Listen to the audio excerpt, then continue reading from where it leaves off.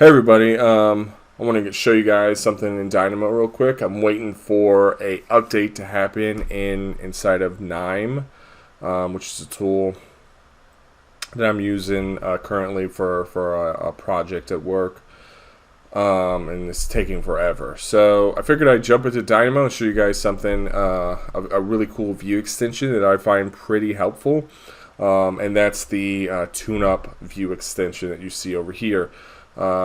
This tells you the execution time for all your individual nodes, and then also the total execution time for the script. And to get this, all you have to do is go into your packages and then search for the TuneUp package, and then download that, and then you have it. And then to turn it on, you just go up to the view drop down, and below that you'll find show TuneUp.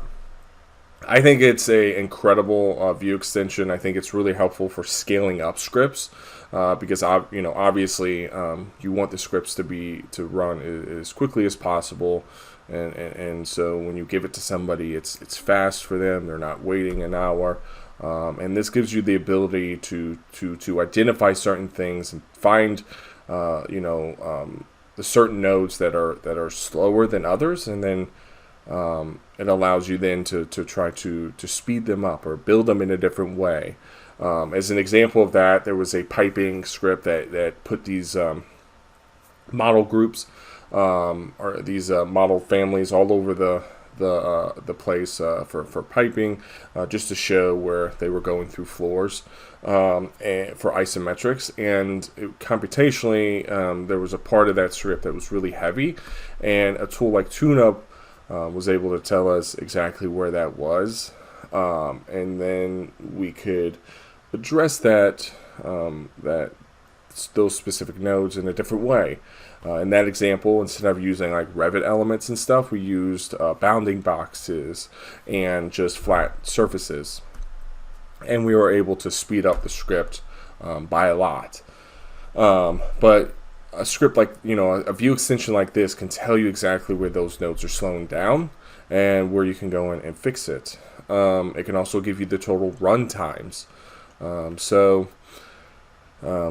think it's an incredible view extension. I totally recommend checking it out and seeing if it, see if it works for you. A few cool things about it is you can see here it lists all the nodes. One thing is if you're looking for a particular node, so maybe we're down here, and this is a script that I showed in a previous video, the Archimedean spiral, and there's not much going on here, but I think we'll be able to show kind of what's going on with the view extension here. So if I click on this Archimedean spiral over here in the view extension, what it'll do is actually jump me to it. So if I click on it, you'll see that it jumps me to that specific node. So if you have a really large graph, this would be pretty helpful. You could see, okay, this one's the one that's running the longest. If I click on that, now I can zoom in and do whatever I need to change that or whatever. You can see, what nodes are going really, really fast.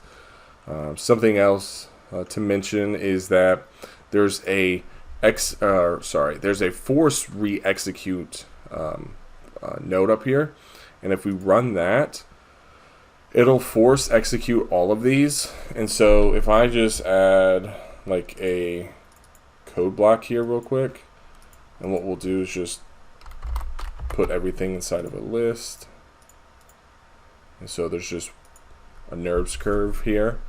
And so if we run this, you'll see that the only thing that's shown is the execution time for that code block, which is pretty much in real time. It runs, nothing's really happening in that code block, but you'll see that when you run this, you'll see everything in the previous run, and then you'll see only in the executed on current run all the things after, because all of this is already cached, it's already there, so that every time you run this, it's not rerunning everything, allowing you to continually to build onto the graph. So to rerun the entire graph, all you have to do is come up here to force execute, and then that will rerun all of them, and then you can see what all the nodes are, and then your total execution time down there. But when you're working through it, you can add node after node and see what the overall runtime is. So maybe it's really, really long, and then in those cases, you may want to change the nodes that you want. But also, you'll see that if you force re-execute this will run and kind of show different times. But if you run it enough times, you'll see an average amount that it hangs around at. Just because there's a lot of other things that happen in Revit and the computer that can slow those numbers down. But you can run it a few times and try to get an average amount of where the execution time is. But just be aware that those numbers are going to kind of jump around a little bit. But anyways, that's the TuneUp extension. I think it's really, really cool. I totally recommend checking it out. Again, just go to packages and then search for the package, and then you can download it. Let me know if you have any questions, and I will see you guys in the next video. Thanks.